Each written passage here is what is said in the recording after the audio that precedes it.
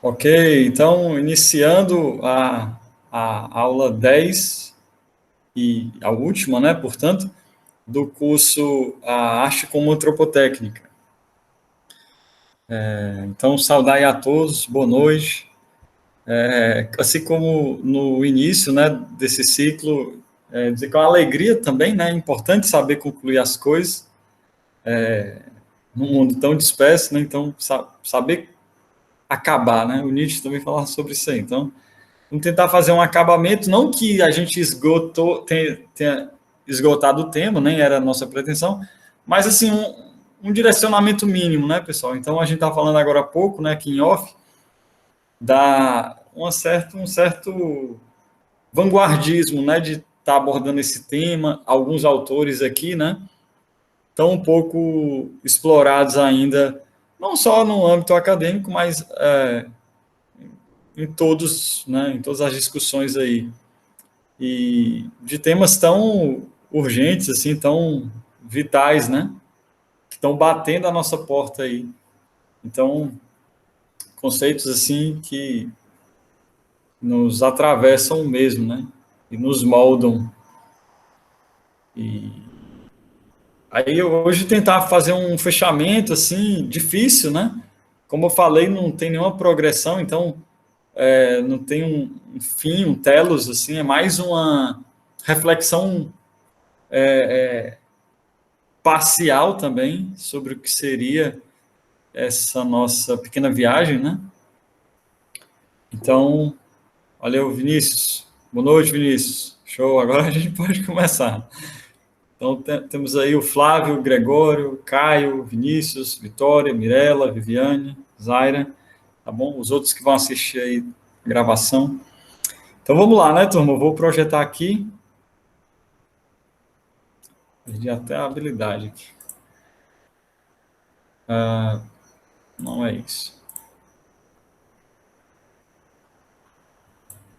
Tela inteira. Pronto. Aí, pessoal, qualquer coisa vocês vão trazendo coisas. Hoje é para ser até mais dialógico. Eu preparei o material, mas é um diálogo, como sempre. Tá bom? Então, é isso. Esse é o curso, né? E essa é a 10ª aula, né? Chamada Eutopia, né? Engraçado, eu até pensei que tinha criado esse conceito, mas até existem já escritas desse tipo, né, pessoal? É óbvio que aqui a gente está transitando demais nos conceitos de utopia, né, e distopia, né? Então, mas o que eu quero pegar muito mais noutra chave, né? Então, para mim mesmo é uma questão do eu, que no sentido quase que romântico mesmo, do indivíduo ainda, da uma singularidade, e utopia de topos, né, de lugar. A gente vai falar um pouco hoje, de maneira bem marginal, mas vai falar que é a questão topográfica, né? Teríamos que a gente falou muito do ser humano, né? Essa autopoiesis, né, do ser humano, a capacidade de se autoproduzir, mas isso não pode estar dissociado do seu meio, né? Então, essa é uma questão assim também fundamental, né? E que esse autor que a gente explorou aqui demais, né, o Peter Sloterdijk, ele tem toda essa atenção, esse cuidado. Até vou usar um pouquinho aqui. Então, utopia seria o lugar do eu, né? Não estou usando nem tanto no sentido de utopos, nem também no sentido distópico aqui. Apesar de que a aula vai ter, o curso teve demais nessa perspectiva, né? Então, pensar um pouco esse lugar do eu, né? Se é que ele ainda existe, ou se existe algum dia e tal. E aí, sobre o navio, subtítulo, né? Sobre o navio de Teseu e a condição pós-humana, né? Então, são dois conceitos assim também que vão ajudar situar, né? Onde que está esse eu, né? Então teria essas chaves aí de leitura, né? Então vamos as citações, depois entra no navio de Teseu e a condição pós-humana, nessa ordem. Tá bom? Então as citações bem rápidas, assim, é quase que recapitulando. A ideia da aula é também recapitular alguns pontos, né? Essa questão tudo que a gente falou vai ser acessado, pode vir a ser acessado aqui, colocado a baila de novo. Então, estou usando aqui o Esfera Zoom, né?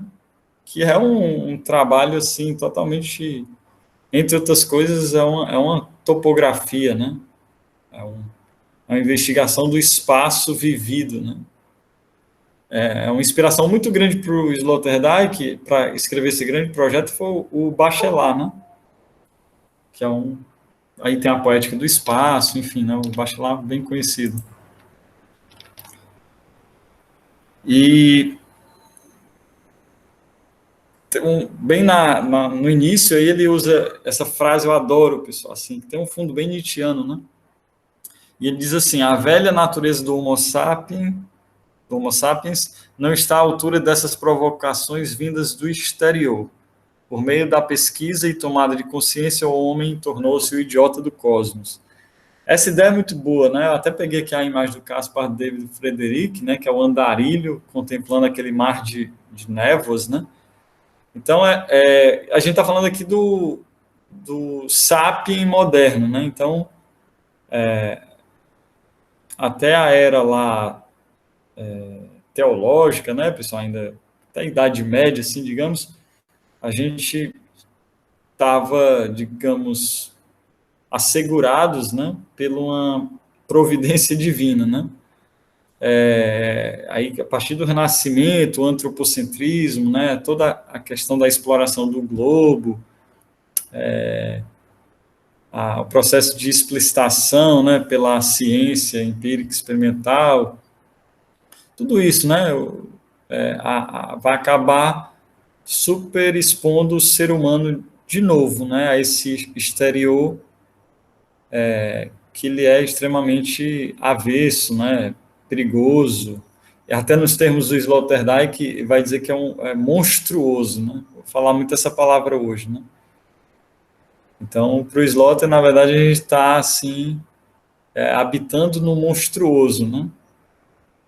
E a pergunta hoje filosófica não é quem eu sou, né, mas é onde eu estou quando eu estou no monstruoso, né? Que o monstruoso é esse exterior, né? Quando, sei lá, o Galileu, Kepler, Giordano Bruno começaram a falar, né, desse mundo infinito, né? Desse exterior totalmente outro, né? E extremamente perigoso, né? Ameaçador. Aí começou a ter uma queda aí de imunidade mesmo. A gente começou a ficar mais fraco. Quando você tem um Deus, né, ou deuses, ou um sistema que lhe garante, né, isso antes de tudo, antes de questões teológicas, filosóficas, mitológicas, trata-se de uma questão de imunidade. O próprio Nietzsche viu isso muito bem, né? A gente tem uma necessidade de crer em alguma coisa, a gente tem que acreditar em alguma coisa, né?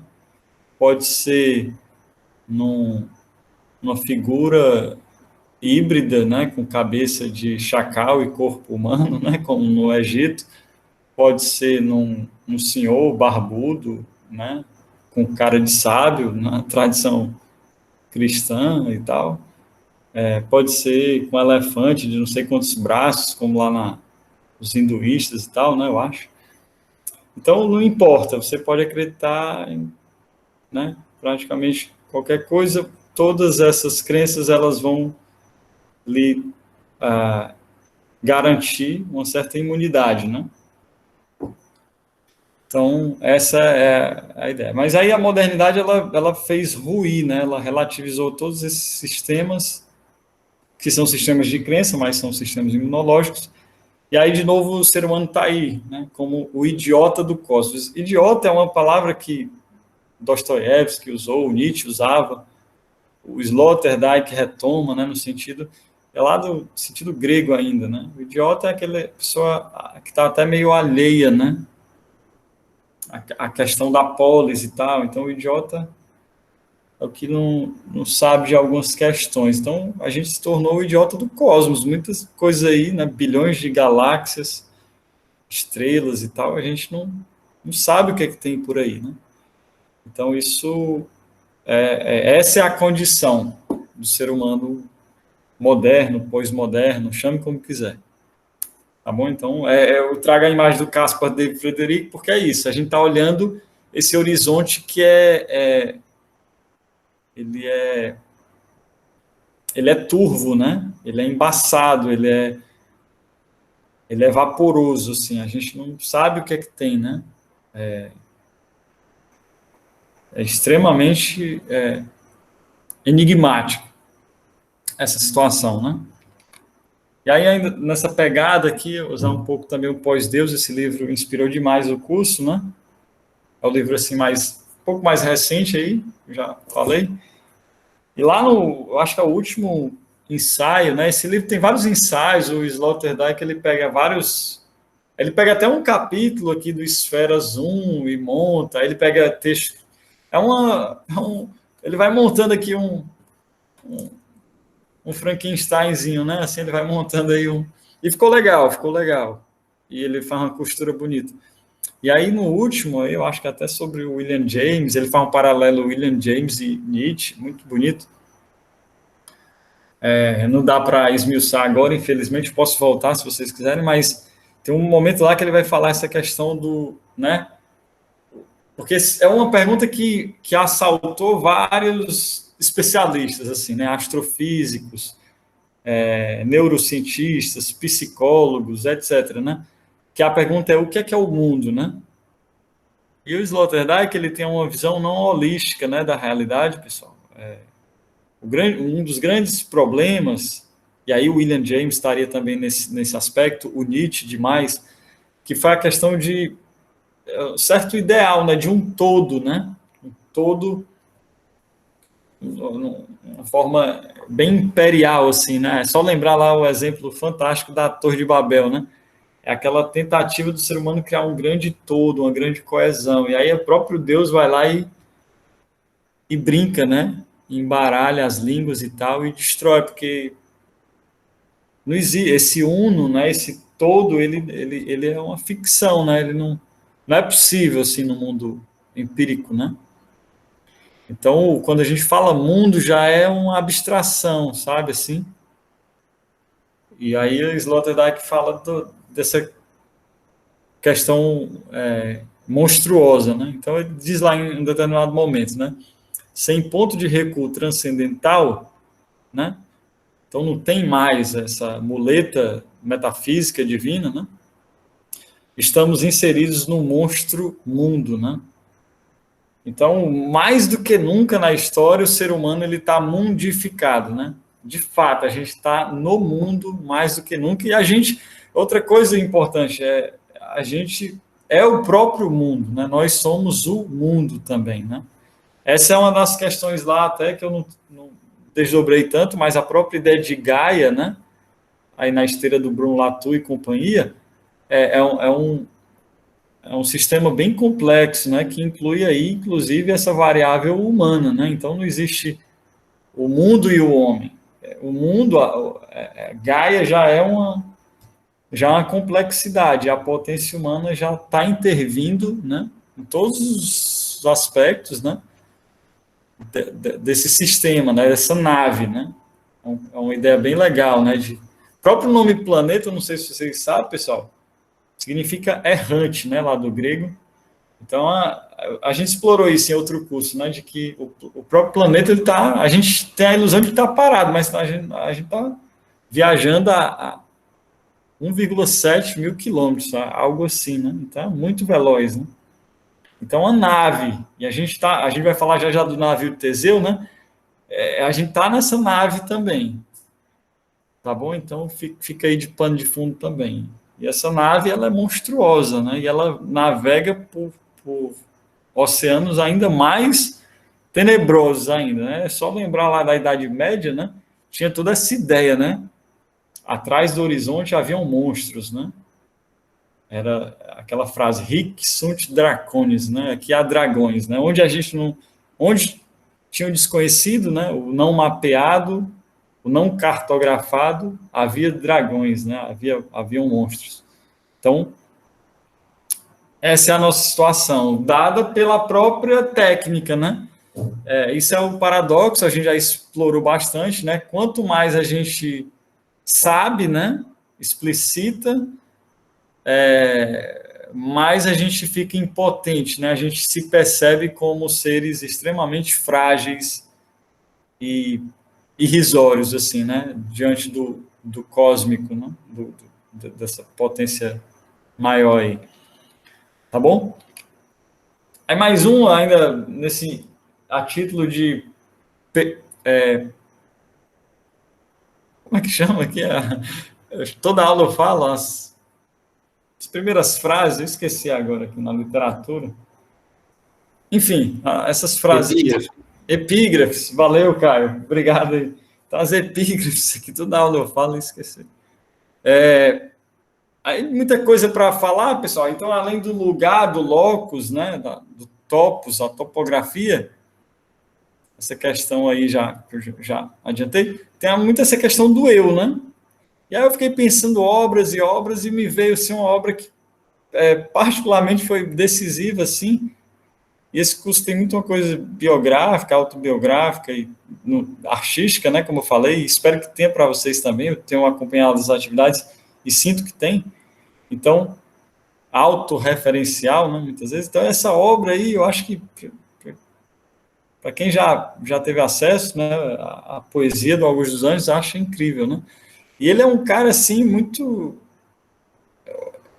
sintomático da nossa época, porque se vocês só para situar, Augusto dos Anjos quase que inclassificável assim na nossa literatura, né, pessoal? Um poeta paraibano aqui, Engenho Pau d'Arco e tal.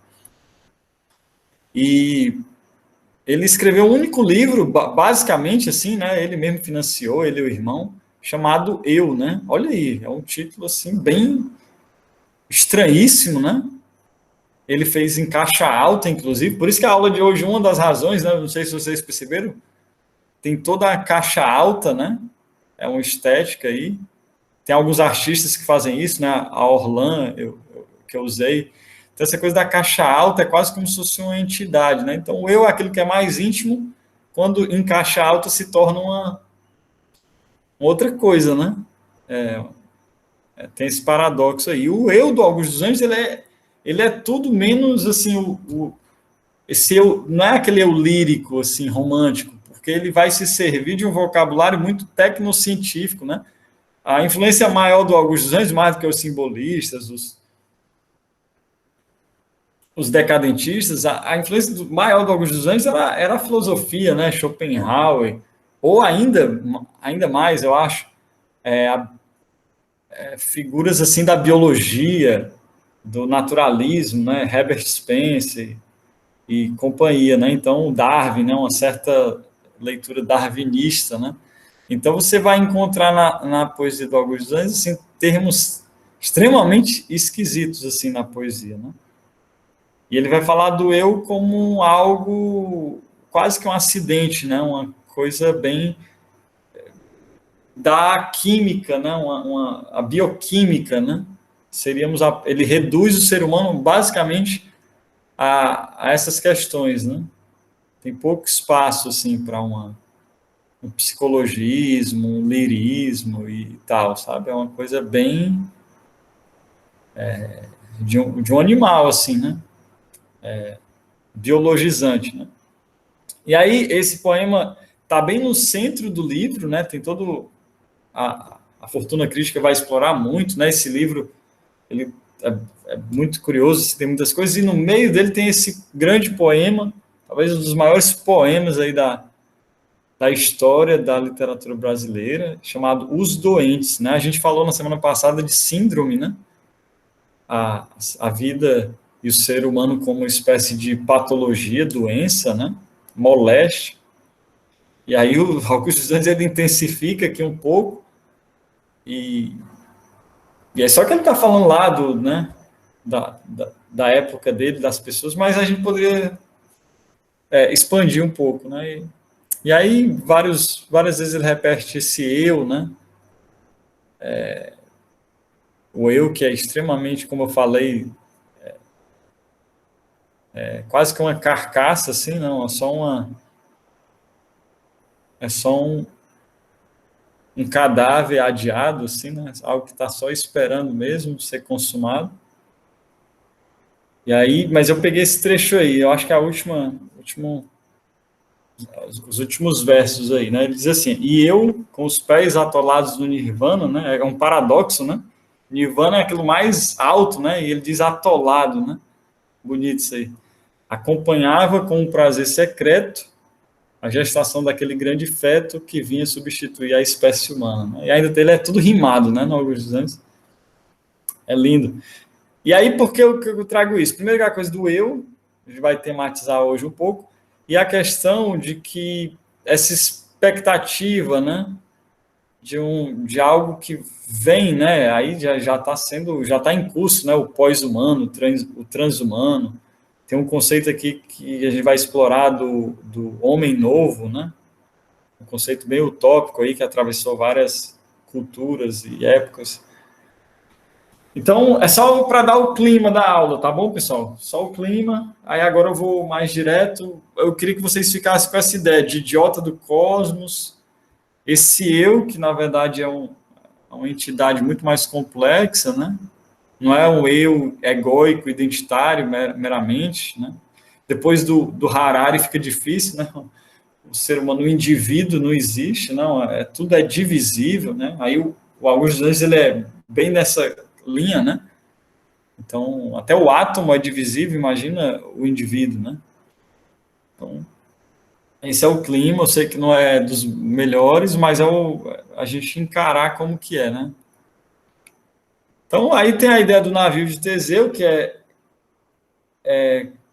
assim, praticamente ajuda muito a compreender a nossa condição atual. Aí, brevemente, assim, eu fiquei procurando imagem, aí eu encontrei essa ilustração, assim, bem aleatória, pessoal. Nem faz jus exatamente lá a questão mitológica, mas só para ilustrar, só para que eu vou falar rapidamente, o navio de Teseu, ele é narrado assim, em especial pelo Plutarco, mas já existia recorrência disso, Heráclito, Platão, depois vários outros revisitaram, né? Vários atravessa toda a história da filosofia, sabe? Locke, Leibniz, muita gente se interessou, porque o navio Teseu ele é um paradoxo, né?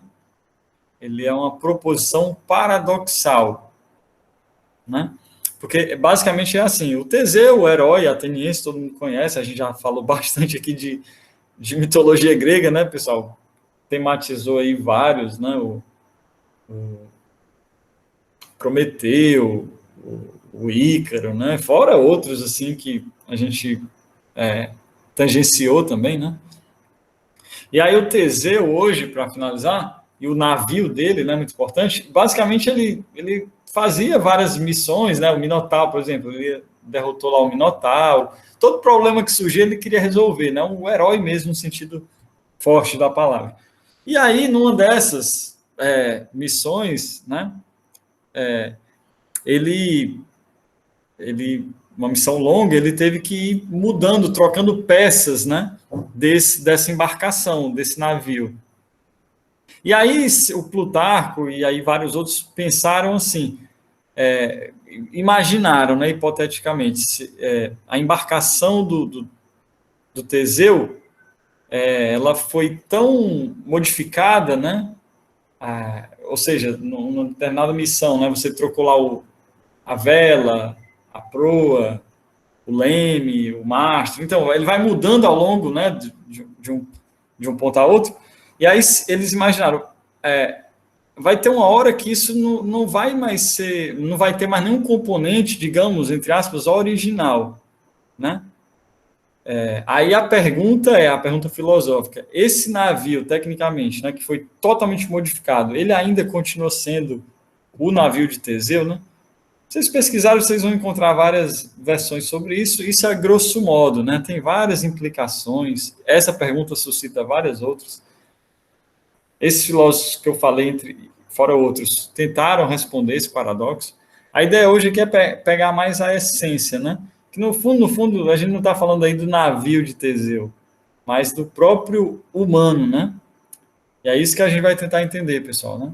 Então, vamos pegar o navio e colocar o ser humano, né, no lugar. Imagina um ser humano que começa a trocar, né, fazer um upgrade no próprio corpo, né, trocar órgãos, né, tem gente que já fala disso, reciclagem de órgãos, e introduzindo enxertos, próteses, né, implantes, etc. Então, vai ter uma hora que, o que é que vai ser, né, esse humano, né? E aí a gente poderia expandir ainda mais e colocar no próprio planeta, né? A nossa própria embarcação, planeta, a nave, né? Até que ponto a gente já não alterou tudo isso, né? Então essa é a pegada, tá bom? Então a condição pós-humana, que é o tema seguinte, é exatamente isso. A nossa condição é a condição idêntica ao Teseu, né? Então, aí vai dar na questão do eu, né? Do indivíduo, da singularidade, né? De uma certa natureza humana, né? Será que existe uma natureza humana? Né? Uma essência, né? A gente, pelo que já foi discutido, você já sabe a resposta, mas vamos tentar só verticalizar ainda mais, né, essas discussões. E aí, opa, aqui era para ser sobre a condição humana, pessoal, desculpa, aqui vocês leiam como se fosse sobre a condição pós-humana, na verdade, tá bom? Eu dupliquei aqui. E aí tem vários exemplos disso, né, desdobramentos da ideia do Teseu, né? Um dos mais famosos que eu gosto demais é essa obra aqui, na verdade, né? Que é o Ghost in the Shell, né? Que tem um mangá de 89, tem essa adaptação mais recente, de 2017, até com a Scarlett Johansson no papel principal aí. E tem essa animação que eu acho, assim, a obra-prima, tá bom, pessoal? Assim, ficou na sua melhor apresentação. Pela sua tônica filosófica, existencialista, né? Então, quem já viu, fica aí logo a dica, né? Eu até revi esses dias, eu adoro esse anime, de 95, pessoal, influenciou toda a cultura pop, assim, né? O próprio Matrix, né? Já citado aqui, bebeu demais, não só na questão estética, que isso é claro, é evidente, mas em questões também conceituais, assim, filosóficas, né? Que esse anime traz. E é incrível, né? Todo, assim, aquela roupagem cyberpunk, né, pessoal? Na verdade, ajudou a moldar esse termo ao lado ali de outras obras, o Neuromancer, enfim, o Blade Runner e tal. Mas Ghost in the Shell, assim, o anime, eu acho que é uma obra-prima, né, pessoal? E tem toda aquela ambiência, né? A história se passa no futuro relativamente próximo, né, que é a distopia, né? Então é 2029, eu acho que é algo assim. Então tá bem aí, né? A gente está em 2021, né? Caramba, já chega aí, ó, a distopia, né? Então, e aí tem essa personagem, a Major Motoko, né? E ela é a grande centro da discussão aqui, pessoal, e que leva diretamente à questão do navio de Teseu, né? Ela é um ciborgue, assim, né? Na verdade, toda a parte, o corpo dela é maquínico, né? É cibernético. Mas ela tem uma consciência, digamos, uma mente, um ghost, né? Um fantasma lá dentro dela, né? Até o nome é interessante, Ghost in the Shell, o fantasma na casca, né? Ela tem uma espécie de exoesqueleto, né? Então, e aí ela fica divagando, enfim, o mundo está caótico, né? Tem a questão da cyberguerra, o cyberterrorismo, e ela trabalha lá numa organização, acho que é paramilitar, inclusive, que é a seção 9, né? Que é combatendo esses cyberterroristas e tal, né? Que o mundo tem questão de hackeamento mental, lavagem cerebral, um monte de coisa. E ela quer combater isso, sabe?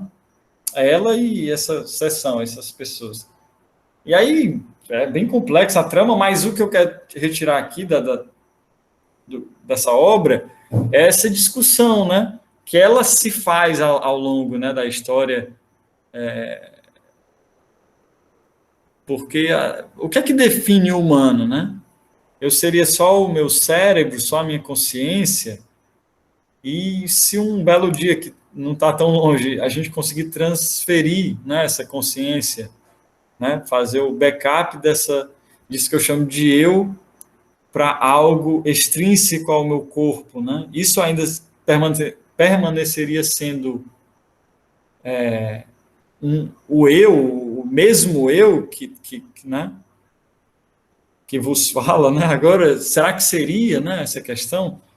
Então, aí a gente poderia multiplicar a questão de um clone, né? Quando você faz uma clonagem de alguém, uma cópia, né? Isso no mundo virtual é ainda mais fácil, né? Você duplica, né? Aí a gente entra aqui numa teia de discussão ética, existencial enorme, tá bom, pessoal? Então, fica a dica do Ghost in the Shell, uma obra, assim, fundamental, né? É quase que não dá para desviar dela, né? Eu já poderia ter trabalhado em outras aulas. Inclusive, é uma coisa minha que eu estou explorando, eu vejo vários paralelos com a questão do Ícaro, pessoal. Ela tem várias cenas que a Major está sempre caindo, tem a questão do peso, da leveza também. Tem uma cena que aparece claramente assim a queda, né? E aí eu já usei o Ícaro como uma metáfora, né, aqui, e dessa nossa condição pós-humana, técnica, né? Antropotécnica, né?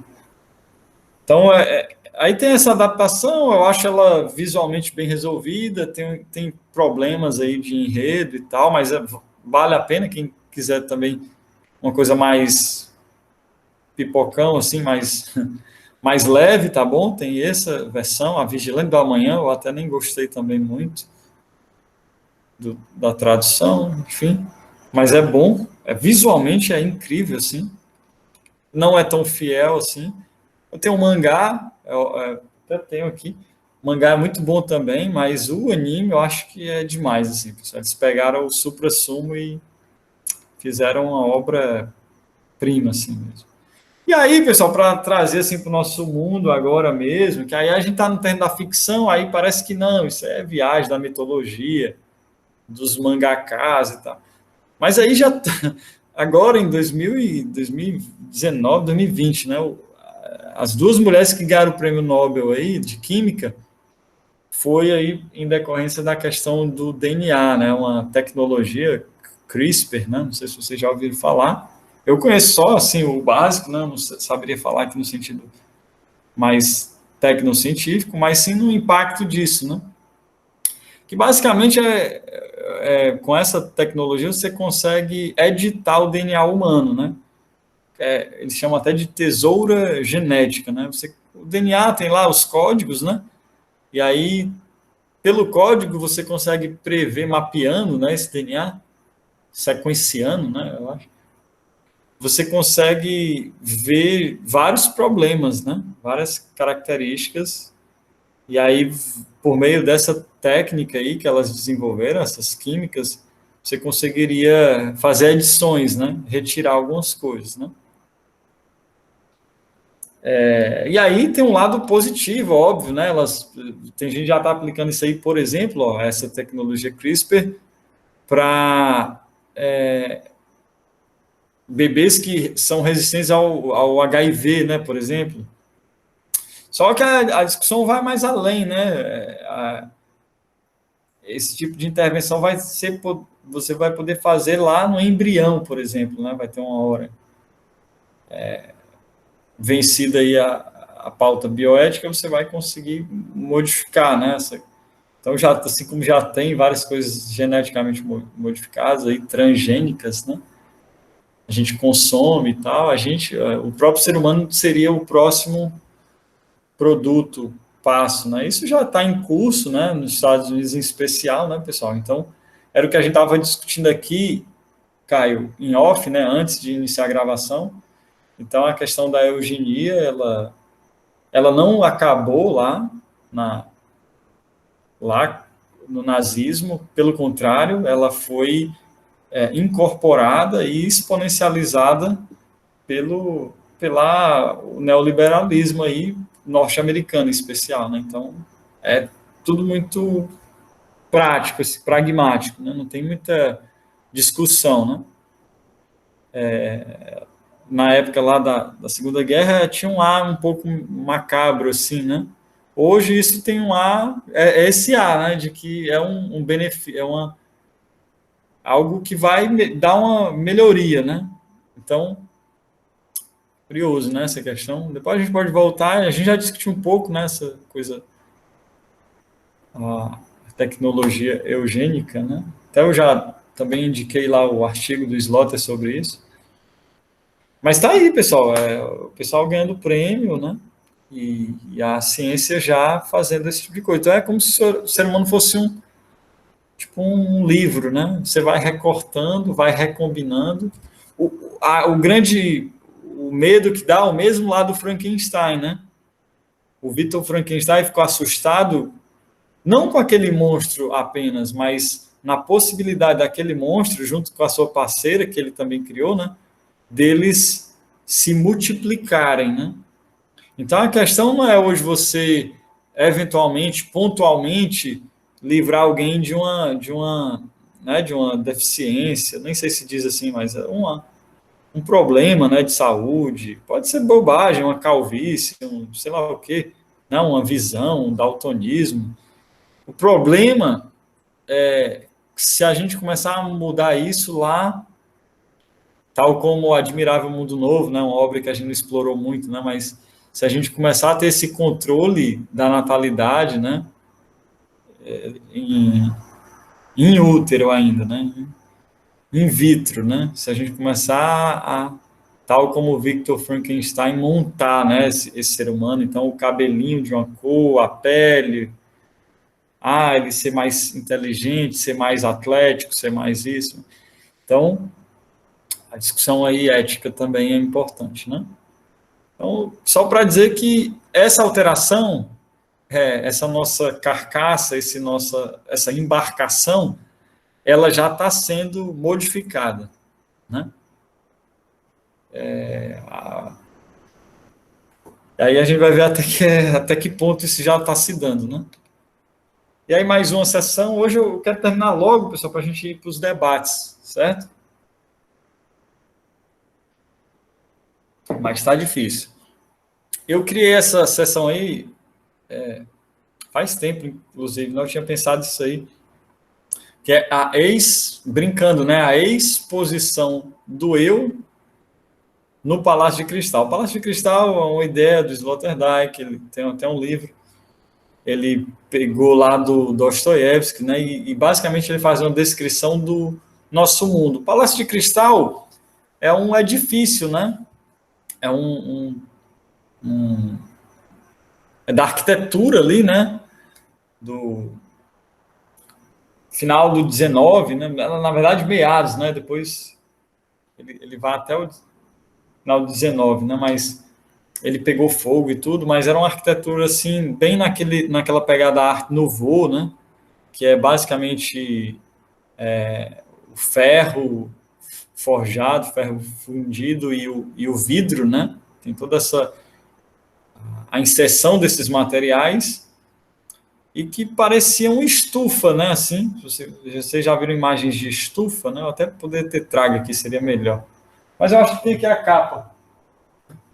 É uma construção que lembra um estufa. Ó, isso aqui, pessoal. Esse é o livro, inclusive. Pegou fogo, não existe mais, só existe ilustração e tal. E o Dostoiévski, quando viu, né, ele ficou muito impressionado com essa arquitetura aí. E aí o Palácio de Cristal é quase como pensar um interior completamente fabricado, forjado pela mão humana. É como eu estava dizendo há pouco.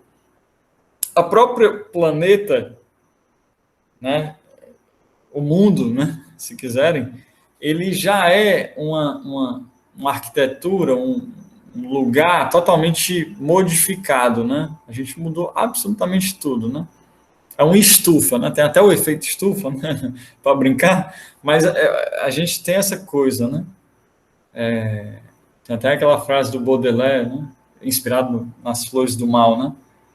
Não sei se vocês sabem, né? Era o livro lá do Baudelaire, muito importante, ele diz que eles mesmos seriam as flores do mal, né? Cultivadas na estufa da decadência. Então, esse mundo, né, moderno era uma estufa, né? De muita decadência, né? E é o Dostoiévski que está nessa mesma pegada, que é uma ideia de um mundo como uma espécie de grande shopping, né? Um mega shopping. É um mundo hiperfabricado, né?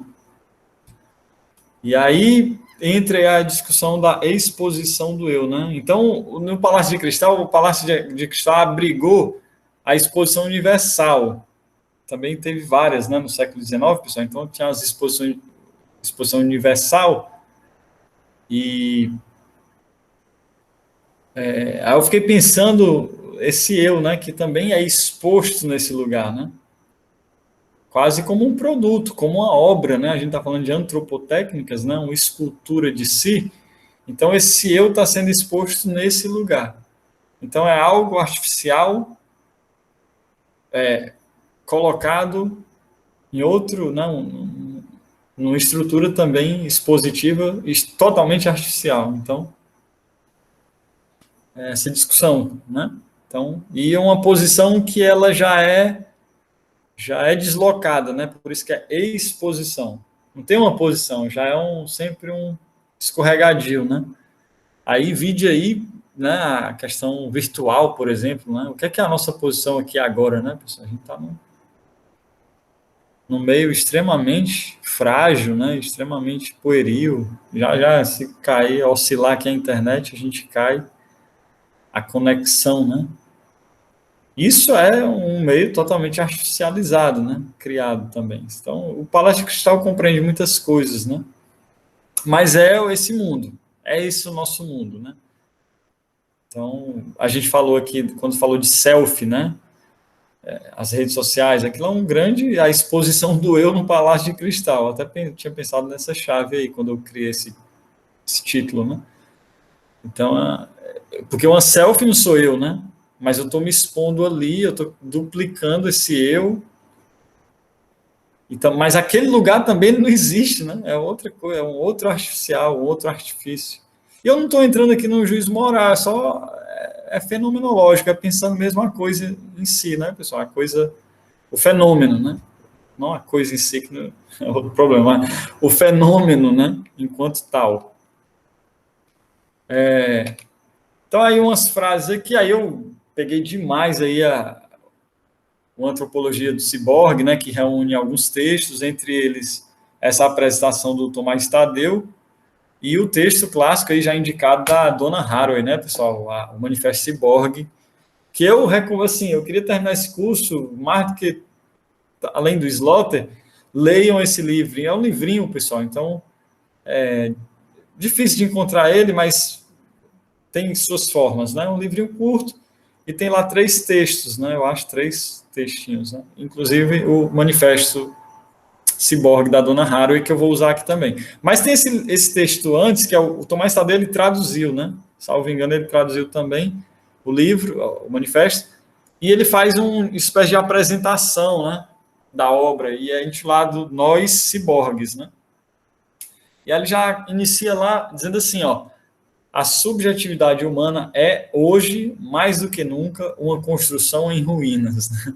Então, ele está falando ali, né, esse nosso século. O Manifesto Ciborgue é da década de 80, mais ou menos, então ainda era século XX, mas esse é o nosso mundo, né, pessoal? E a questão da subjetividade, como é sabido por todos, ela foi duramente contestada ali já no 19, né?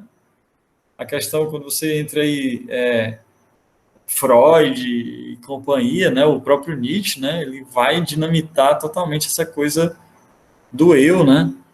E aí depois a desconstrução lá, né, as escolas, os pós-estruturalistas, nem se fala, né, pessoal? Deleuze, Foucault e companhia, né? Também vão... Então, mas É aquele atestado de óbito do Homo sapiens que eu já divulguei aqui com vocês, né? Então, é o crepúsculo do sapiens, né? Já houve. Então, a subjetividade, né, que é um dos componentes aí dessa espécie, ela também já foi deletada, né? Ela também não dá mais, né? Já é tudo contaminado, né? Então, a objetividade e subjetividade, de novo, né? Pensar para além dos dualismos. Eu acho que é a grande contribuição da dona Haraway, né? Então, essa ideia do sujeito, né? Aí é muito bom o Foucault, né? O sujeito é a própria palavra, pessoal. Sujeito é fruto de um assujeitamento. Então, o sujeito não é exatamente o que escreve a história, ele é o que ele é ele é o assujeitado, né? Para ter sujeito tem que ter assujeitamento. Assujeitamento é o quê? Não só um tirano, mas a uma identidade, né? Por isso que eu sempre falo aqui nas aulas, desde lá da segunda, que teve uma discussão mais polêmica, mas é muito perigoso essas identidades, pessoal. Mesmo identidades, bandeiras muito louváveis, elas sempre se colocam como instrumentos de poder, né? E aí eu não vou nem mencionar, mas vocês vão lembrar aí. Então, cuidado, sabe? Por isso que eu gosto de pensar a antropologia ciborgue, né? Então, eu acho que hoje a gente já é ciborgue mesmo, não tem qualquer outra identidade, ela não dá conta da complexidade do humano, certo? Por isso tem todo esse debate trans, né? Então, não é nem só transgênero, é transhumano. Eu acho que pensar para além do humano, né? Então, a subjetividade já era. Aí eu trago aqui umas manifesto e umas imagens aí da Bjork, né? A Bjork tá lá até na nossa Spotify lá, né? Na nossa playlist, pessoal. Eu usei muito como inspiração o álbum dela chamado Utopia, né? Eu acho incrível esse álbum. E a Bjork, ela tem, né? Já tinha, né? Mas a partir desse álbum ela tem ela assume assim, não, uma perspectiva bem transhumanista, né? Ciborgue mesmo. Incrível, assim, né? Ela tem a ver com o término de uma relação, né? Tem as questões líricas autobiográficas, mas ela transformou isso em arte, né? Muito interessante, até bem pesada aqui, né? E ela tá praticamente aqui como um híbrido, assim, né? Do jeito que ela vai se travestir e tal, né? E aí a dona Haraway diz um momento lá, ó, bem no começo também do manifesto, ela diz assim, ó, neste nosso tempo, Palácio de Cristal aqui, né? Um mundo espumizado, um tempo mítico, né? Somos todos quimeras, híbridos, teóricos e fabricados, né? De máquina e organismo. Somos, em suma, ciborgues. Eu, assim, pessoal, sou totalmente aderente a essa ideia, assim, não... Eu acho que o curso todo foi a partir disso. Na verdade, essa é a premissa básica, né? E não é de hoje, né? Ela fala do nosso tempo, mas aí não é nem corrigindo, mas é só provocando. Eu acho que desde que o homem foi lá e domesticou o fogo, né? Ele dominou o fogo, ou como diz a Santa Ela, ele começou a usar o aparelho fonador, né? Criou a linguagem, ou quando o Kubrick vai lá e pega um hominídeo transformando um osso em um instrumento, uma arma, ou poderia ser uma obra de arte, não interessa, um artefato qualquer, isso já é ciborgue. E pode ser radical, né? Porque a gente está trabalhando aqui com longas durações, né? Uma macro história, né? Não sei se foi retida essa ideia, mas basicamente não é nem corrigindo a Haraway. Agora, no nosso mundo de hoje é porque a técnica, né? A biotecnologia, a engenharia genética, a protética, a estética plástica, né, que no sentido cirúrgico mesmo, enfim, o cyberespaço, né, enfim, mais do que nunca a gente tem condições de fato sofisticadas, né, para levar adiante, né, mas a ideia de ciborgue, eu acho que lembra também aquela frase, né, desde que a criança se coloca de ponta de pé, ela já está burlando, né, a sua condição, digamos, natural, né? Ela já é um gesto de contranaturalidade. Eu acho muito bonita essa frase do Sloterdijk, né? Ficar de ponta de pé, né? Já é uma forma de você desafiar a gravidade, né? A sua condição humana, né? Então aí, ó, Bjork e Donna Haraway fazendo esse mix. Aí também tem esse desfile aí, tudo coisa nova, tá bom, pessoal? Esse álbum da Bjork foi de agora, sim, tem alguns anos. Aí houve esse desfile aí da Gucci, né? Aquela grife italiana, 2019, muito interessante. Que o próprio estilista, Alessandro Michele, ele revelou que foi muito influenciado pelo manifesto Cyborg da Donna Haraway, né? É incrível, pessoal. Muito. Depois vejam mais imagens, eu trouxe aqui só alguns. E nesse desfile, assim, a ideia dos dualismos, ele implodiu todas, né? De homem, mulher, roupa para homem, roupa para mulher, né? Muito, sabe? Incrível, assim, é poderoso. A começar também, ó, pelo ambiente, ó. A passarela é um verdadeiro, é uma sala de cirurgia, ó. Então, vocês estão vendo aqui o pessoal, a própria luz, a iluminação. Lembrou muito a Orlan, lembra? A Orlan, ela vê toda essa estética meio teatral, né? A luz meio barroca, assim, bem... Então, de novo aqui, ó, recapitulando um pouco, né? Pensar com bisturi, né, pessoal? Eu acho que a Gucci aí acertou demais, né, nessa tendência. Então, a passarela é o centro cirúrgico, porque basicamente essa é a nossa condição. Hoje você se monta, literalmente, né? E aí tem um paralelo bonito que eu achei fantástico, que é a ideia do estilista e do cirurgião. Então, ambas essas profissões, elas trabalham cortando, montando, costurando, né? Cada um com a sua matéria-prima, né? Mas sempre vai dar no ser humano, né? Se você observar, a roupa é uma segunda pele, né? É uma segunda natureza, né? Então, tem artistas, eu nem trouxe, mas tem um artista incrível, a Amy Carly, pessoal. Depois posso falar aqui, é porque era muita coisa para falar, mas ela tem investigado a questão, essa interface, moda, arte, biotecnologia e tal. Então, a própria roupa, né, o ser humano lá atrás, quando começa a usar, né, a pele dos animais, enfim, os vegetais, isso é uma segunda natureza, isso vai dar naquela, depois sei lá, numa armadura, numa pele resistente a balas, né, como a gente já viu aqui também uma obra, né, aquela artista holandesa que criou uma epiderme, né, uma pele resistente à prova de balas, né. Então, eu achei incrível a escolha aí também da ambiência, né? Essas cadeiras, você está esperando, né? É incrível isso aí, pessoal.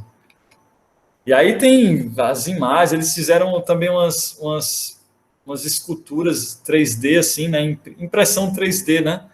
Então, os modelos usavam, alguns se apresentavam, desfilavam carregando algumas figuras, né, em 3D. E eu achei lindo esse aqui, é um camaleão, né, pessoal? Camaleão é perfeito, né? Eu acho que a metáfora navio de Teseu, né, tem o Ghost in the Shell e teria o camaleão, né? O camaleão é aquela figura que vai... É lindo, né? Essa coisa, ele vai se moldando, ele não tem uma identidade fixa, né? Uma cor. É bem interessante, eu achei isso aí. Aí outro, ó, esse tempo, né, que a dona Haraway fala, a gente estaria imersos, nós estaremos imersos num tempo mítico, né?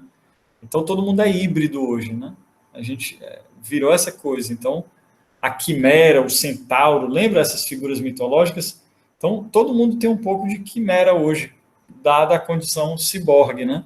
Então eu me componho com o meu smartphone, eu me componho aqui com o meu computador, eu me componho com a minha TV, com o meu relógio, sei lá, daqui a pouco vai ter tudo, o carro, tudo vai ser smart, né? Tudo é inteligente, acoplado, integrado, né? Daqui a pouco isso vai estar dentro do meu cérebro, né? Vai ser implantado, sei lá onde. Então, esse acoplamento, né, ele é cada vez mais visceral. Então, ela recorre a essas imagens, né? Então, o dragão, né? O dragão é uma figura bem híbrida, né? A gente também já trabalhou isso aqui, né? Dragão misto de ave e réptil, né? Sei lá. É legal aqui as modelos, assim, os modelos. Você não sabe definir, né? Não binário, né? É muito incrível, simples. E tem essa coisa, a estética também, você não consegue demarcar uma época, né? Eu não sei se vocês perceberam, mas tem toda uma pegada assim. A gente, em geral, poxa, vai falar de transhumanismo, de ciborgue, e a gente esperaria robôs. Não, ela trouxe uma coisa até meio de época, assim, e é impactante, né? É interessante isso, né? Também nessa pegada, a Lady Gaga, agora em 2020, né? Ela fez um ensaio para essa revista, né? Paper Magazine, e ela estava para divulgar um álbum, né? Eu até fui atrás de ouvir aí, Cromática. Achei bem legal, inclusive. E aí, na ocasião, ela fez esse ensaio incrível, pessoal. Assim, as fotos, eu vou até dar o mérito aí no final para o fotógrafo, tá na última imagem. Eu achei incrível, assim. Foi capa e, enfim, tá aí. E é um ensaio transhumano, assim, né? Uma coisa.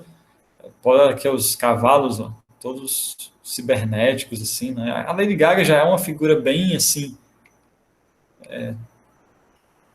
trans, né? Bem transhumana, assim, né?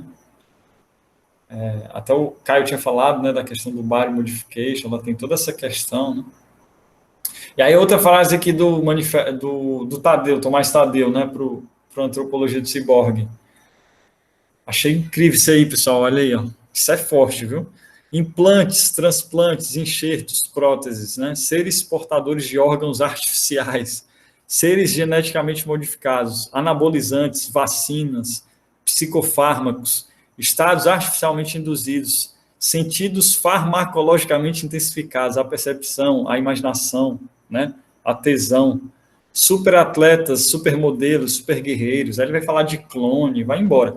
Então, a ideia do ciborgue, pessoal, ele é muito amplo. Aí você pode dizer, ah, mas eu não gosto de tecnologia. Se você faz o uso de. A gente tomou vacina. Tomar vacina é uma coisa de ciborgue. É tipicamente ciborgue, né? Qualquer droga, né? E o que é droga, né? Fármaco, né? Não é só o que é ilícito. A gente toma várias drogas lícitas, né? E nem percebe, pessoal. Então, fazer esse tipo de. Você modifica, mesmo que temporariamente, quando você faz uso de uma droga, né, um calmante, um, um anabolizante, um não sei o quê, tudo, né? Isso vai modificando, né, o seu ser, né? Então, é difícil. Se você for passar assim a régua mesmo, sobra pouca gente aí, humano, 100%, né? Até eu acho que é uma outra citação que eu vou trazer aí. Aí mais uma foto, ó, é lindo esse ensaio aí, ó, olha aí. Eu achei massa isso aqui, ó, várias câmeras, pessoal, praticamente isso, né? E aí tem essa integração com a natureza, ó. Vocês estão pegando, né, aí, ó. Então a máquina entrando de novo, né? Incrível, assim, ficou muito bonito isso aqui, é uma obra de arte mesmo. Esse ensaio, recomendo aí o álbum também, gostei. Cromática. Tem mais um, olha esse aí. Gosto em deixar o total. Achei delicado aqui as flores, ó. Como se fossem as vísceras, né? Então é difícil aí separar, né? É difícil separar aí. Incrível, né? Eu estava pensando, pessoal, assim, tem flores artificiais, né? A gente mudou todas as flores. Eu estava pensando também, a gente vai no supermercado, tem a parte de orgânico, né? Você viu uma fruta orgânica, ela é meio feia, assim, no sentido bem superficial aqui, né? Ela é mais, a gente está tão acostumado a essa estética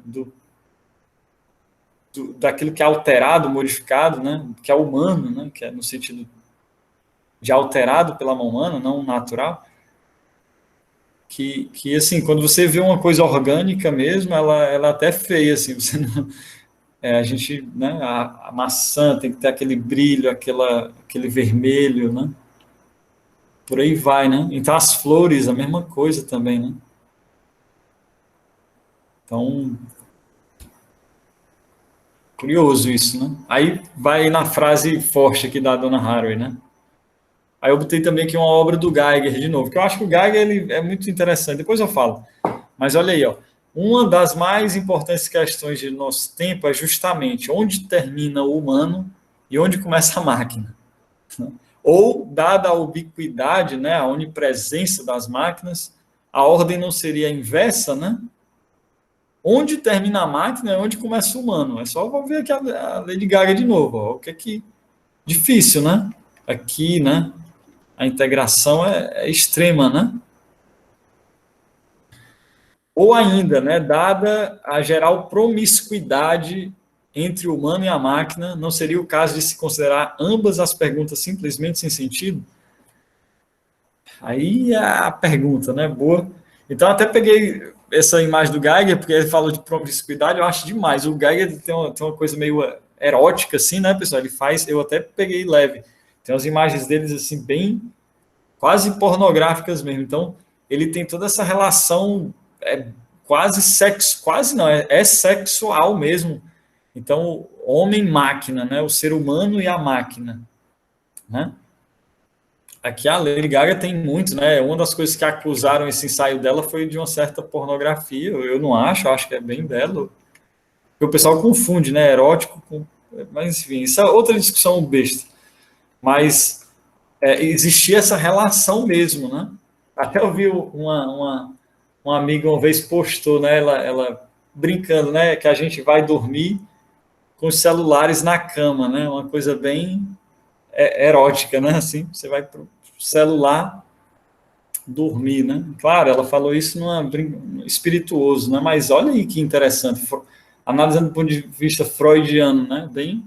Bem curioso isso aí. Então essa nossa integração ela é promíscua, né? Ela é visceral, ela é violenta mesmo, assim, ela é invasiva, né, pessoal? A tal ponto que a gente não consegue mais distinguir o que é técnica, tecne, maquínico, artifício, e o que é que seria natural, humano, né? A essência, né? Aí, de novo, eu acho que essa é o que diz o autor. Essas perguntas elas não têm um certo sentido mais, porque não tem como pensar o humano sem a técnica. Então, a própria ideia de humano, Homo sapiens, ela é definida pela técnica. A gente só chegou aqui, pessoal, porque um belo dia o homem foi lá, criou linguagem, criou armas, matou outras espécies. Eu não estou defendendo, não se trata disso, é questão de entender. Então a gente extinguiu espécies, né, hominídeos, outros animais, enfim. Até hoje, né, o ser humano faz guerra e tal, mas tem uma questão, um lado aí, né, que é de sobrevivência. Eu não estou entrando aqui no mérito ético, né, eu acho que nem a ética resolve nesse caso aí. Mas seria essa a condição. Né? Então, foram várias aulas para a gente martelar só nessa questão. Então, acho que essas pessoas aqui, a Bjork, a Lady Gaga, o Geiger, entre outros artistas, eles jogam uma luz, né? A Dona Haraway aqui com a sua proposição, né? Usando o ciborgue como um elemento político, né? Um instrumento político. Antes de tudo, né, pessoal? Não sei se ficou claro, o ciborgue também não é só uma adesão assim, não é só tecnológico, né? Ele é também um conceito, né? Uma forma de vida, né? Então, você se colocar como ciborgue é você tentar dinamitar essas dualidades que são falsas, né? Elas estão a serviço de algo, né?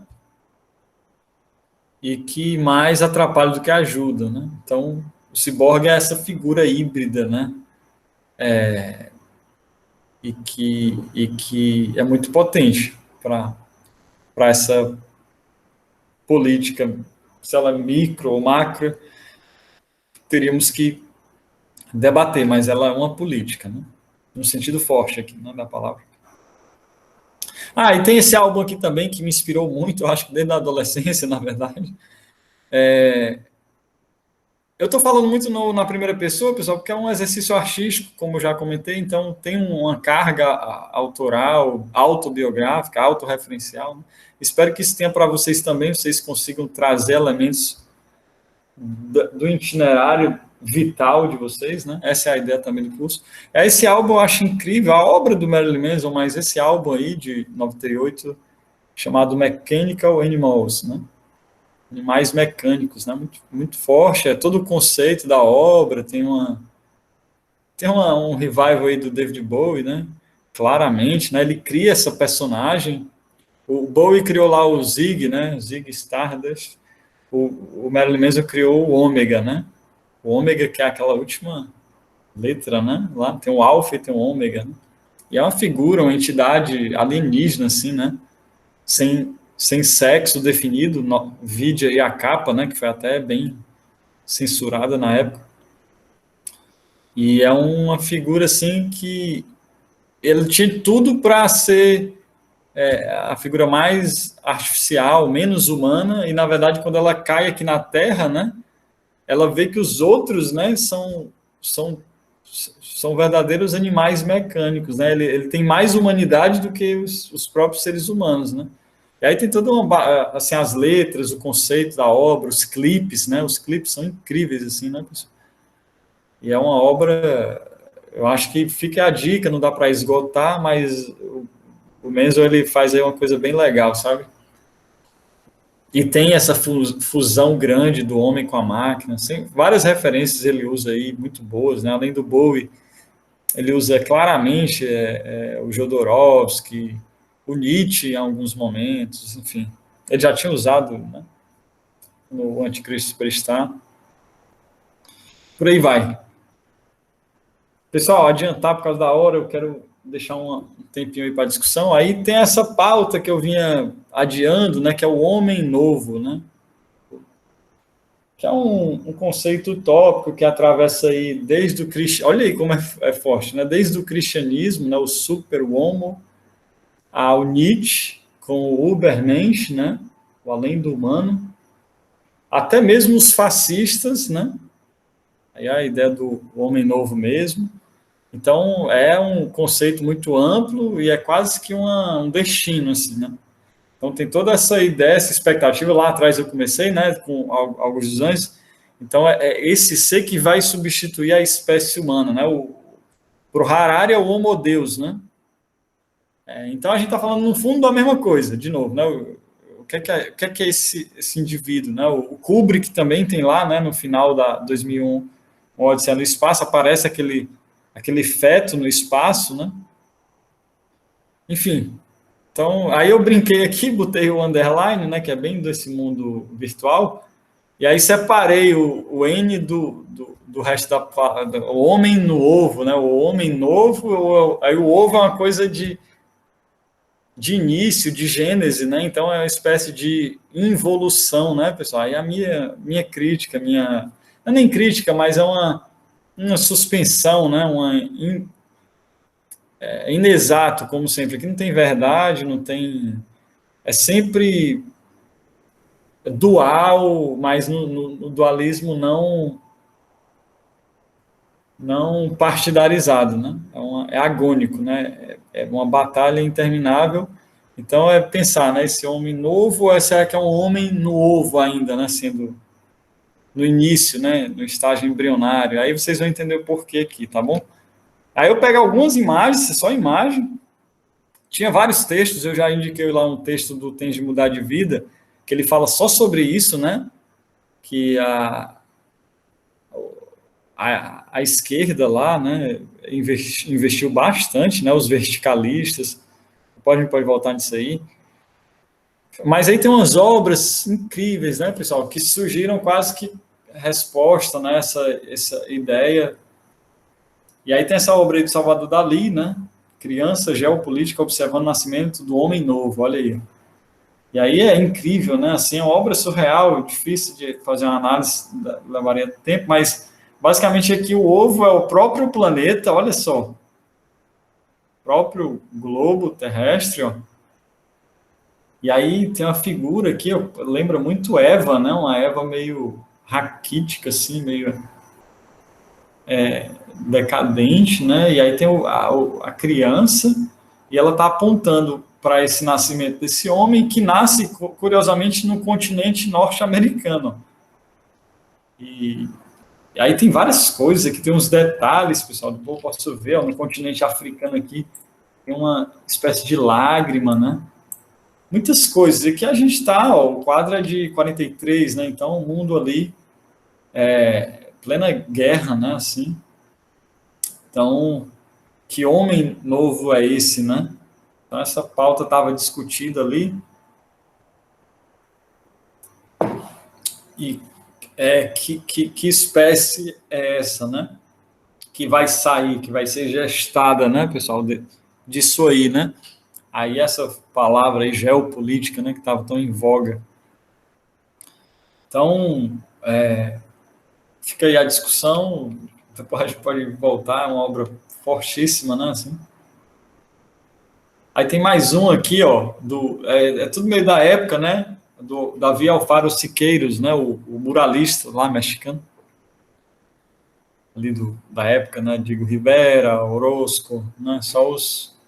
E o Siqueiros é fantástica a obra dele, né, pessoal? Aqui tem várias questões, eu vou pegar só porque o título e a imagem em si é muito potente. Então ele diz assim, a nossa imagem atual. E aí você vai ver a nossa imagem atual, essa figura humana que ela tem uma espécie de ovo, assim, né, de uma coisa que está sendo... Aí vocês vão lembrar lá da Bárbara Balcova, né? Quase que eu trago, mas já foi dito aqui, está no slide.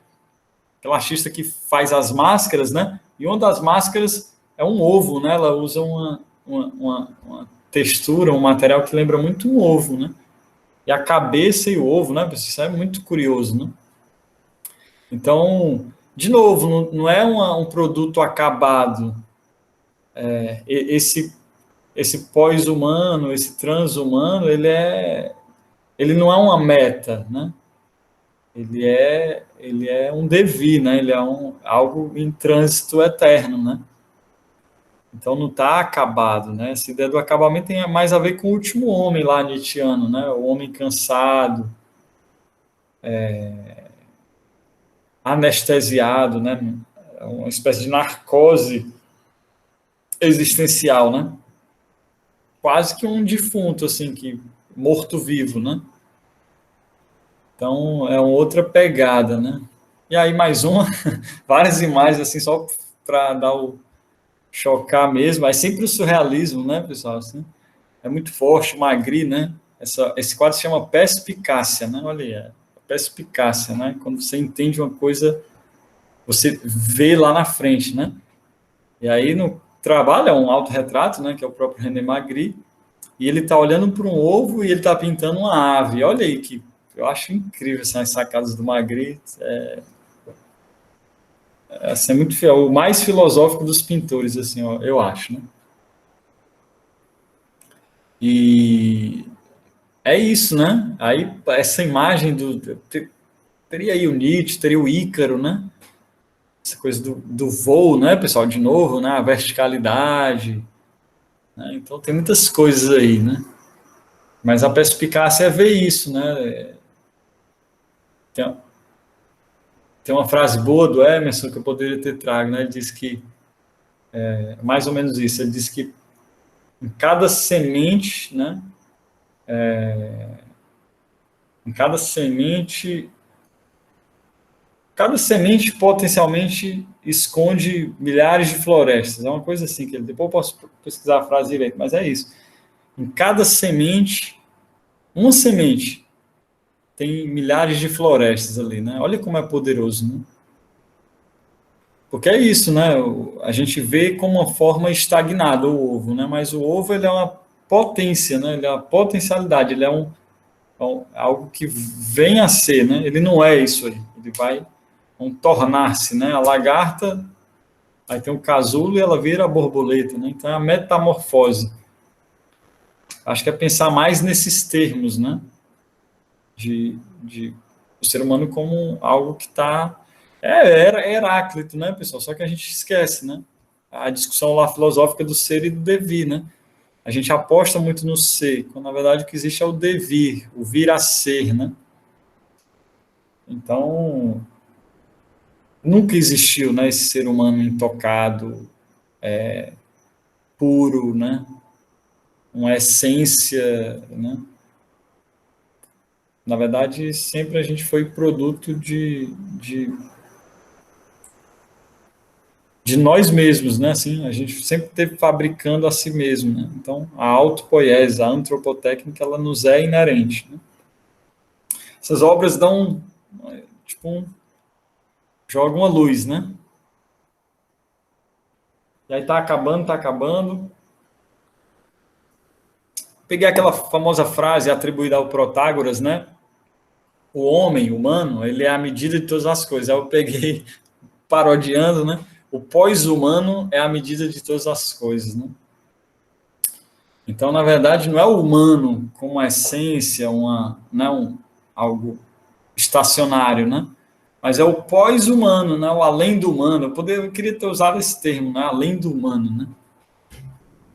Que aí agora eu vou tentar terminar o curso positivo, tá bom, pessoal? No chamamento para que a gente mude, molde, né, a própria vida, né?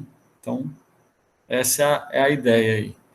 Tá bom? Então, o pós-humano, o além do humano, que deve ser a nossa régua. Não humano, porque o humano é falha, a gente sabe o que é humano, né? O humano fez guerra, o humano é mesquinho, né? É vaidoso, é egoísta, né? É narcísico. O humano é a pior coisa, né? Por isso que não basta querer ser igual ao homem, né? O homem europeu, branco, heterossexual, heteronormativo, rico. Você tem que criar algo além. É pouco, né? Então, pensar para além do humano, né? Essa é a grande ideia da antropotécnica, né? É você não se conformar. Se eu estou mudando é porque isso não tá bom, né? Não tá legal, né? E eu acho que não existe, né? Essa ideia do perfeito, né?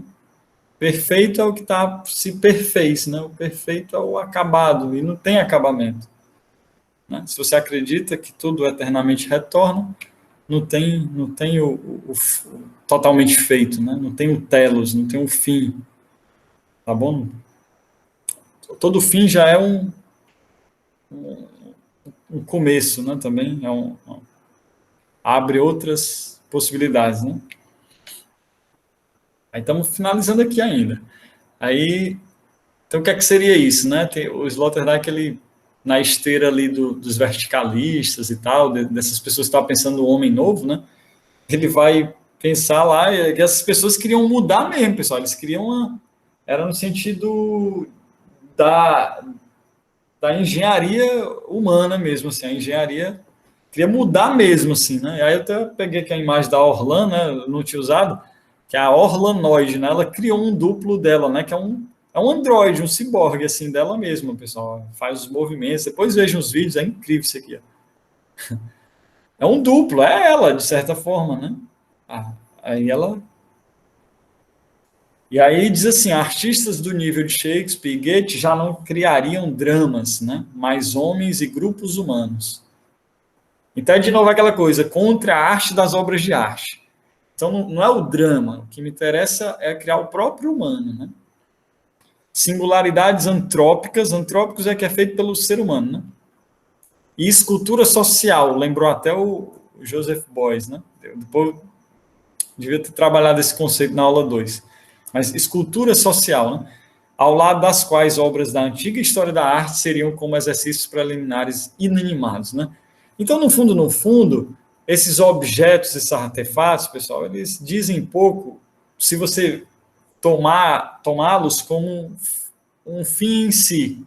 Então, uma escultura, um quadro na parede, ele vale pouco se você toma aquilo como algo que tem que ser adorado e tal. Você tem que ver, na verdade, na arte, na antropotécnica, para ser mais amplo, é uma forma de produzir o próprio humano. Mais do que produzir um objeto, um artefato, um artifício. É você produzir o próprio humano, né? Moldar, modificar esse estado de coisas, né? Isso que está dado aí. Né? Então, e sempre foi assim, né? Sempre foi assim, sempre será, a meu ver, né? A ciência faz isso, né? A própria religião, ela quer dar uma melhorada, né, em você, se você perceber, é uma técnica, né? Enfim, é outra discussão. Aí agora vai começar bonito, né? Assim, eu espero que fique, né? Terminar para cima, né? Aí o Sloterdijk tem de mudar, né? Eu usei demais aqui, eu tenho de mudar. É o impossível em pessoa que se dirige a mim. Não terás outra medida a não ser eu, né? Quem não foi abraçado pela desmesura não pertence ao gênero Homo sapiens, né? Esse conta já o primeiro caçador que na savana ergueu a cabeça e compreendeu que o horizonte não é uma fronteira protetora, mas o portal por onde passam os deuses e os perigos. Então é isso, pessoal. Não é esse fora, esse exterior ameaçador, ele pode ser visto também como esse portal, né? Essa possibilidade, uma espécie de plataforma, né? Às vezes o Sloterdijk explora muito isso, né? Mas, por exemplo, até uma deficiência, né? Até no sentido físico mesmo, né? Ele vê como possibilidade, né? Tem um capítulo lá todo dedicado, eu não usei aqui, né? Mas era um violinista que ele não tinha os braços, né? É o Anton. É um violinista aí conhecido na história. Depois posso passar uns vídeos. Incrível, sabe? Ele assim foi muito além. Então, mesmo nas circunstâncias mais adversas, o ser humano consegue ir além, né? Então, lá na savana africana ainda, né? Quando o ser humano decidiu ficar, né? Levantar a cabeça, isso já mudou tudo, né? Ele diz isso no outro livro, né? No Mobilização Infinita. Num dos últimos capítulos ele diz isso, né? Desde que o ser humano ergueu a cabeça, os tempos são obstinadamente interessantes. É mais ou menos assim a frase. Então o mundo ficou interessante na medida que o homem deixou de ser esse animal, né? Grosseiro, né? E deu uma sofisticada, né? Deu uma melhorada.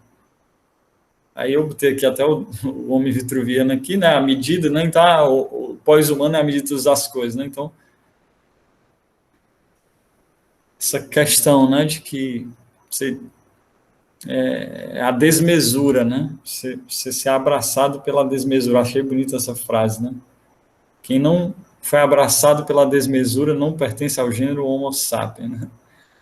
Então, a medida, né? O que é a medida? A minha medida é o além do homem, não é o homem. O homem é uma estatura medíocre, assim, né? Rebaixada.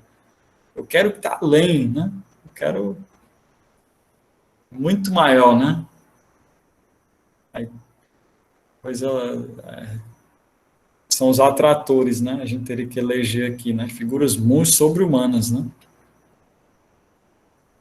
E aí, fechando palavras finais, eu comecei com prelúdio às grandes narrativas, aí eu vou terminar com pós-lúdio aqui, como se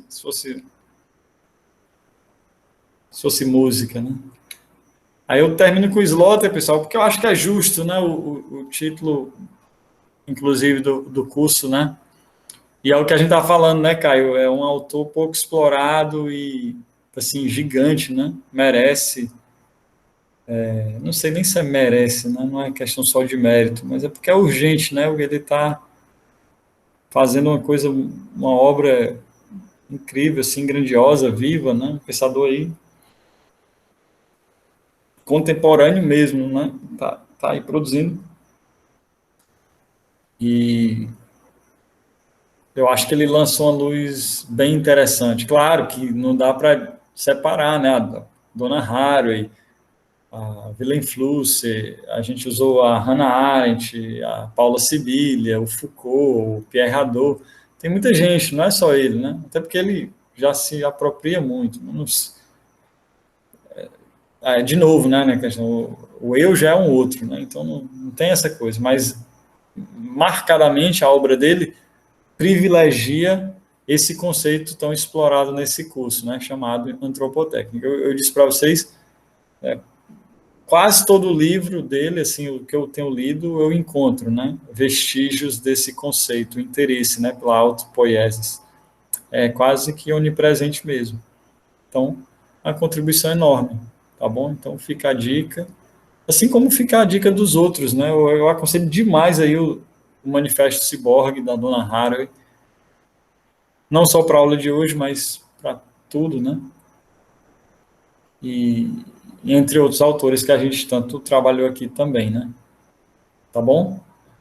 E aí eu vou finalizar com essa frase aí, difícil, né, pessoal? Mas aí eu acho que essa frase, ela dá uma arrematada, né? Não vou dizer que ela vai resumir, porque é um conceito amplo, né? Bem, a gente viu, né? Tem várias entradas para ele, vários sentidos, mas eu acho que aqui é o sentido mais amplo, assim, ambicioso.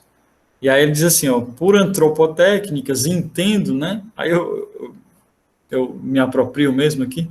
Por antropotécnicas, entendo os procedimentos de exercitação mentais e psíquicos com que os homens das mais diversas culturas tentaram otimizar o seu estatuto imunitário cósmico e social, face aos vagos riscos da vida e às agudas certezas da morte, né?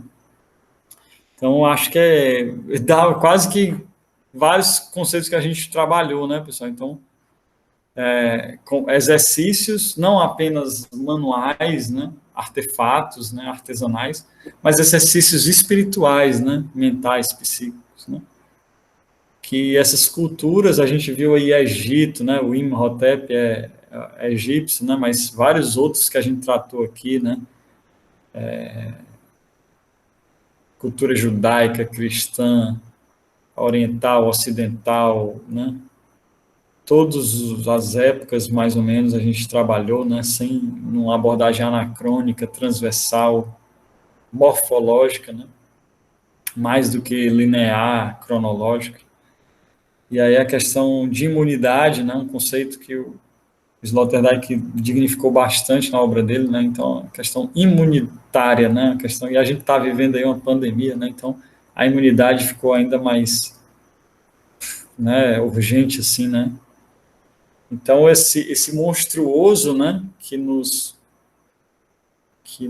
abarca, né, essa desmesura, né, ela impele, né, a criação de sistemas imunitários. E as antropotécnicas nada mais são do que isso também, né? Então, a única certeza seria aí a morte, né? Isso já é uma coisa do Heidegger mesmo. Então, a, a ideia, talvez não transgredir, como a gente viu aí alguns casos, né? Que seria a imortalidade, os imortalistas, né? Tem até esse tópico também para estudar lá nele. Mas, pelo menos para diminuir, né, a miséria que às vezes nos assalta, né, nos avizinha, né? Então, seria interessante pensar nesses termos, tá bom, pessoal? É claro que a antropotécnica tem várias entradas positivas e negativas, mas eu quero ficar com esse para a gente concluir e aí abrir agora para a discussão, tá bom? Acho que é uma boa conclusão, né? Tá bem, pessoal? É isso. Abrir para discussões.